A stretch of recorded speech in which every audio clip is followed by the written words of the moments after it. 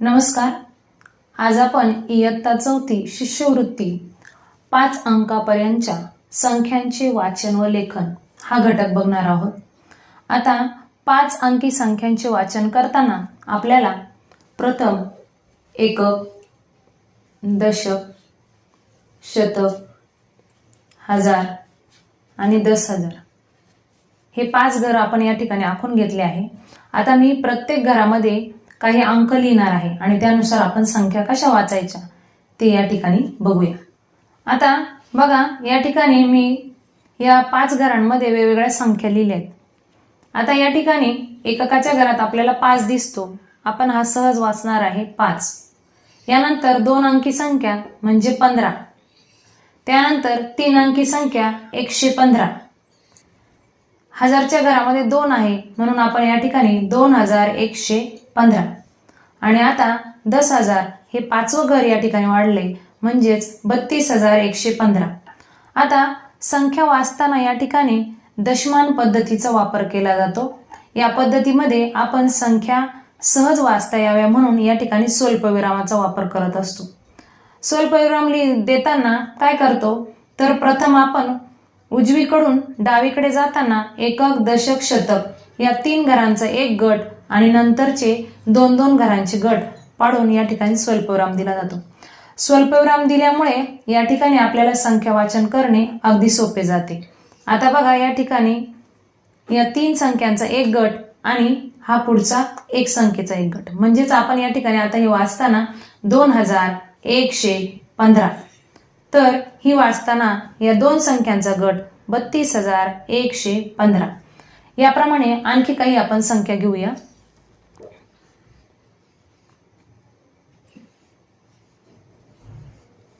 आता बघा, या संख्येमध्ये 2 संख्यांचा गट आणि हा नंतरचा 3 संख्यांचा गट लिहिताना आपण डावीकडून उजवीकडे लिहित जातो.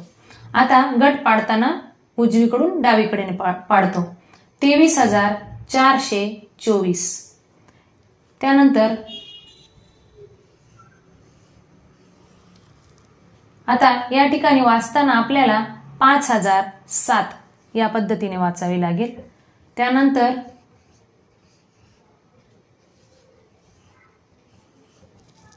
34,004. आता आपण या ठिकाणी एक संख्या लिहूया. तुम्हाला सांगितल्याप्रमाणे या ठिकाणी आपण पहिल्या 3 अंकांचे एक गट आणि पुढच्या 2 अंकांचा एक गट. आता वाचन करताना आपण काय वाचणार 11,111. आता यामध्ये एक महत्त्वाची गोष्ट अशी की या दशमान पद्धतीमध्ये प्रत्येक अंक हा उजवीकडून डावीकडे जाताना या अंकाची किंमत ही 10 पटीने वाढत जाते. म्हणजेच काय, आता मी या ठिकाणी सांगते.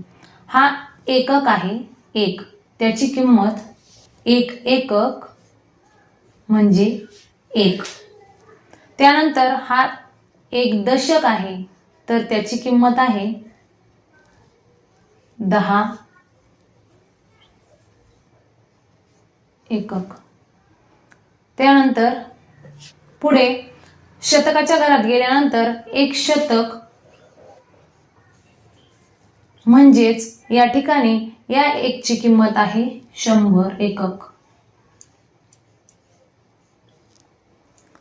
त्यानंतर हजारच्या घरामध्ये 1000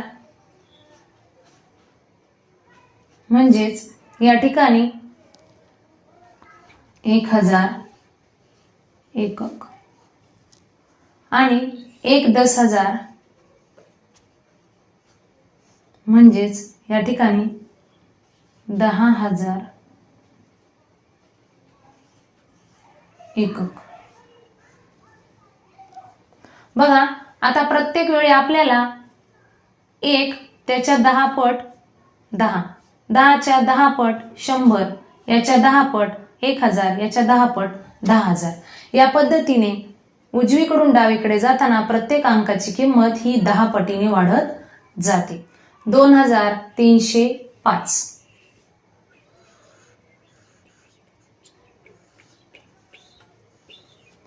$45,017.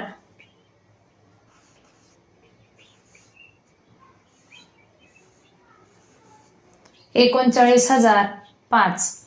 आता या ठिकाणी दशक आणि शतकाच्या घरात आपल्याला या ठिकाणी 0 लिहावा लागतो, म्हणजेच या ठिकाणी 39,005 या पद्धतीने.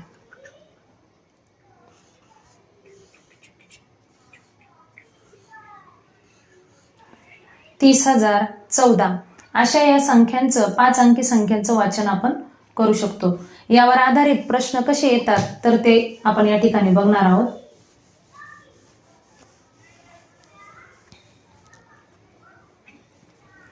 $78,888 ही संख्या अंकात लिहा. 78,888.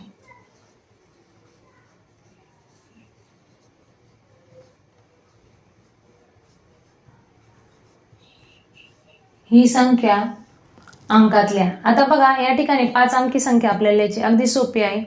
78,888 या पद्धतीने आपण ही संख्या लिहू शकतो. दुसऱ्या प्रकारचा प्रश्न कसा येतो बघा. या ठिकाणी 23,219 या संख्येमध्ये 1 मिळवल्यास पुढची संख्या कोणती मिळते. म्हणजेच आता बघा आपल्याला काय करायचंय, 23,219. आता आपल्याला शेवटचे 2 अंक आहे हे महत्वाचे. यामध्ये 1 मिळवायचे आपल्याला. 19 आणि 1 होणारे 20. म्हणजेच पुढची संख्या आपल्याला काय मिळणार आहे, 23,220. बघा आपण या ठिकाणी करून पण दाखवते मी तुम्हाला. 1 मिळवला. 9 1 10. हात चला 1 2 2 3 आणि 2.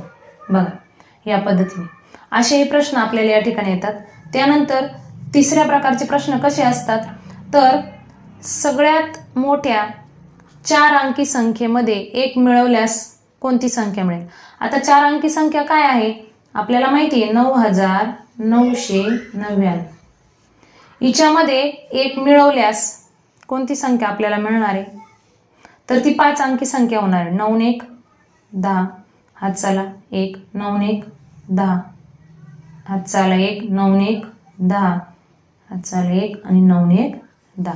म्हणजे आपल्याला सर्वात मोठ्या 4 अंकी संख्येमध्ये 1 मिळवल्यास आपल्याला 10,000 हे उत्तर मिळतं. आता पुढील प्रश्न, एखाद्या संख्येमध्ये समजा आपल्याला सांगितलं 10,000 व 1000 स्थानी 9 आहे आणि एकक स्थानी एककाच्या ठिकाणी 2 आहे तर ती संख्या कोणती. आता मग या ठिकाणी आपल्याला गोंधळून न जाता आपण काय करणार आहोत, आपल्याला माहिती एक आपण 5 घर या ठिकाणी आखून घेणार आहे. एकक, दशक, शतक, हजार आणि 10,000 या पद्धतीने. आता आपल्याला काय सांगितले, 10,000 व 1000 स्थानी 9 आहे, मग तो आपण लिहून घेणार. आणि नंतर काय सांगितले तर एककाच्या घरात 2 आहे. मग आता हे घर काय आहे, या घरांमध्ये आपल्याला काय ठेवावं लागेल तर 0. म्हणजेच आपल्याला कोणती संख्या मिळणार आहे, 99,002.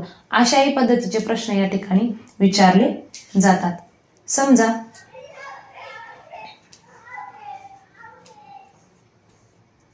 ही संख्या अंकी दिलेली आहे तर आपल्याला ती सांगणार अक्षरात लिहा. तर ही संख्या वाचताना आपण काय करणार, 88,888.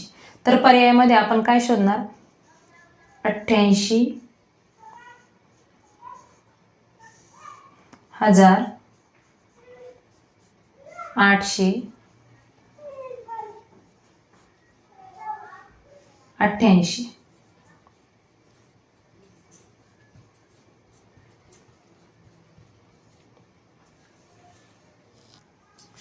एका संख्येमध्ये 300 शतक 300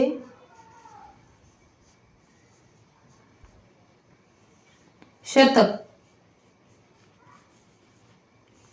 70 दशक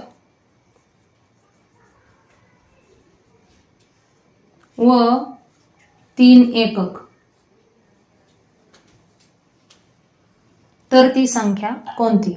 मग आता यावेळी सुद्धा आपण बघा या ठिकाणी घर आखलेलीच आहे. आपण काय करूया, 300 शतक म्हणजे आपल्याला काय पाहिजे, शतकाच्या घरापर्यंत 300.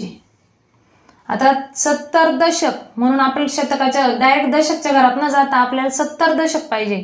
मग आपण हे झाले 70 दशक आणि 3 एकक. पाही संख्या कशी तयार झाली. म्हणजे असे सुद्धा फसवे प्रश्न या ठिकाणी आपल्याला असतात. 300 शतक, 70 दशक आणि 3 एकक म्हणजे 30,703 ही संख्या या ठिकाणी आपल्याला या प्रश्नाची मिळालेली आहे. प्रतीकांच्या माध्यमातून या ठिकाणी आपल्याला काही प्रश्न विचारले जातात. आता बघा या ठिकाणी आपल्याला प्रतीक दिसतात. आता एकक, दशक, शतक, हजार आणि 10,000 या ठिकाणी आपल्याला परीक्षेला असे प्रश्न असतात. मग आता या ठिकाणी आपण यावरून संख्या कशी लिहिणार, तर बघायचं 10,000च्या घरामध्ये बघा 1 2 3 4 5, त्यानंतर हजारच्या घरात 2, शतकच्या घरात 1, दशकच्या घरात 1 2 3 4 आणि एककच्या घरात 3. आणि आपल्याला माहिती आहे या ठिकाणी 3 अंक सोडून या ठिकाणी आपण गट पाडणार.